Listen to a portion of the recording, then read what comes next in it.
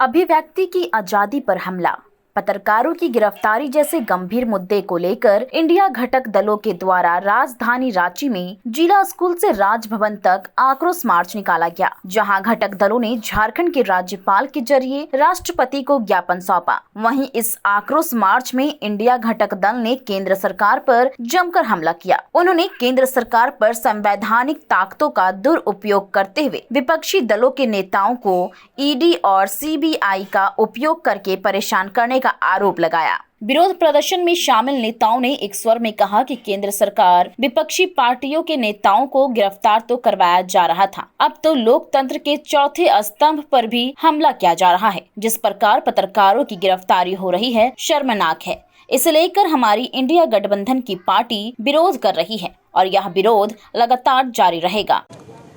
देखिए, आज हम लोग राजभवन मार्च किए हैं। इंडिया गठबंधन के तमाम घटक दल सभी लोग मिलजुल कर हम लोग यहाँ पर महामहिम राज्यपाल के माध्यम से हम लोग महामहिम राष्ट्रपति को ज्ञापन सौंपने के लिए यहाँ पर आए हुए हैं कि जिस तरह से केंद्र सरकार के इशारे पर, उनके कहने पर, जिस तरह से ईडी जो विपक्ष के जितने भी नेता हैं, जितने भी पार्टी के कार्यकर्ता हैं, इन सभी दलों के नेताओं के ऊपर जिस तरह से समन भेजने का काम कर रहे हैं, जो बेवजह का प्रताड़ित करने का काम जो कर रही है ईडी, ये कहीं से भी सही नहीं है।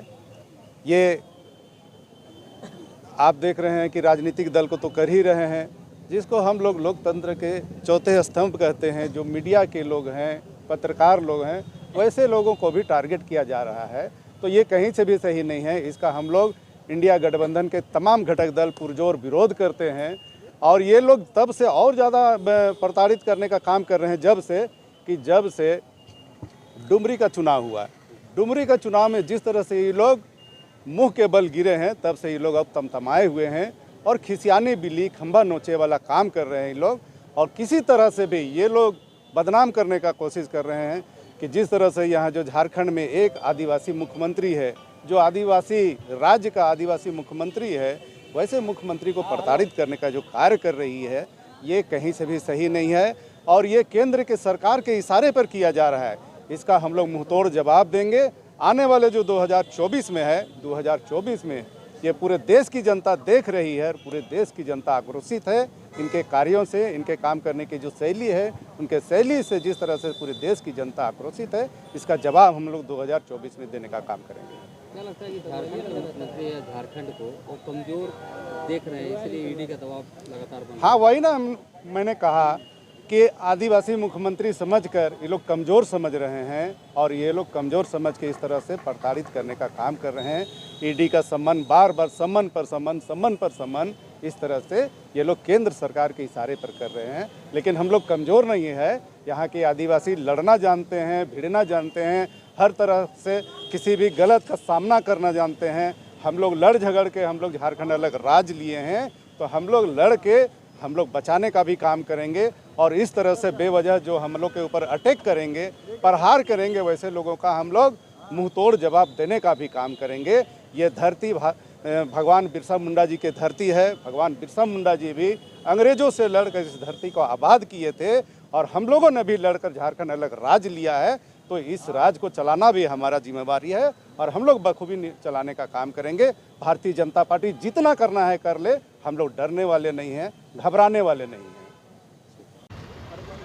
आक्रोश तो बहुत पहले से ही चला आ रहा है, लेकिन आक्रोश और विशेष रूप से जब फूटा है कि देश के लोकतंत्र के चौथे स्तंभ माने जाने वाले जो मीडिया हमारे हैं, उनके लोगों को भी एक केंद्र की सरकार जो है लगातार उनके निष्पक्षता पर सवाल उठा रही है और उनको जो उनके खिलाफ जो जनहित के सवालों पर जो बातें वो स्वतंत्र ढंग से उठा रहे हैं, उस पर भी अंकुश लगाने का प्रयास कर रही है।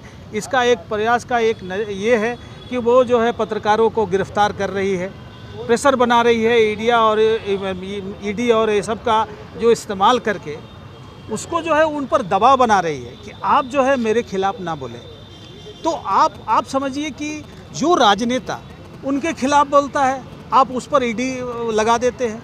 अब आप मीडिया के लोग जो आपकी बातों को रख रहा है, गरीबों की बात को रख रहा है, पूरे देश के समस्याओं के विषय में निष्पक्ष रंग से रखना चाहता है, उसको भी आपने रोकने का काम किया है।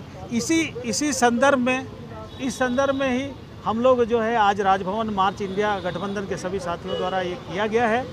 और आप हर मुद्दे पर मोदी सरकार जो है हर मुद्दे पर विफल है। चाहे महिलाओं की बात लिया जाए, आज देखिए कि मणिपुर में किस तरह महिलाएं असुरक्षित रही, किस तरह का कांड हुआ। किसान जो है सालों आंदोलित रहे हैं, नौजवान रोड पे भटक रहे हैं। आप जो है रोजगार नहीं दे पा रहे हैं, महंगाई बेतहाशा है। आप विभिन्न फैक्ट्रियों को आपने लगाया नहीं और HEC जैसे प्रतिष्ठान को आप बंद कर रहे हैं। तो आप जो है किस दिशा में काम कर रहे हैं, किस दिशा में देश उन्नति कर रहा है? आप जो ढिंडोरा पीट रहे हैं कि देश जो है काफ़ी उन्नति कर रहा है, तो कैसे उन्नति कर रहा है भैया?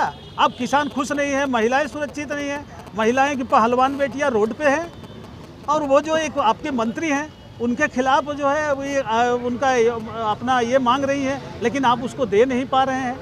आप आदिवासियों के खिलाफ, आपका नेता जो है आदिवासी के मुंह पर पेशाब करने का काम किया।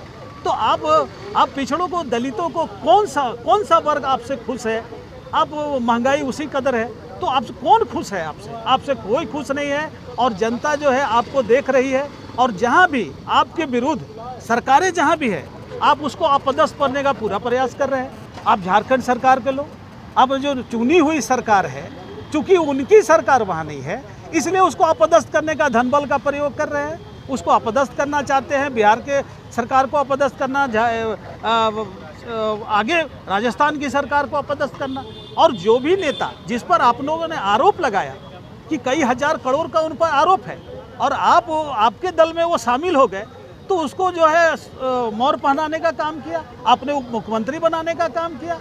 आपकी जो दोहरा चरित्र है, दोहरी जो नीति है, निश्चित रूप से जनता समझ रही है। और अब इसका जवाब जो है 2024 में आपको मिल जाएगा। आप कहीं दूर दूर तक आप दिखाई देने वाले नहीं हैं। भैया परिचय थोड़ा बता दें। धर्मेंद्र महतो, रांची जिला राष्ट्रीय जनता दल का जिला अध्यक्ष।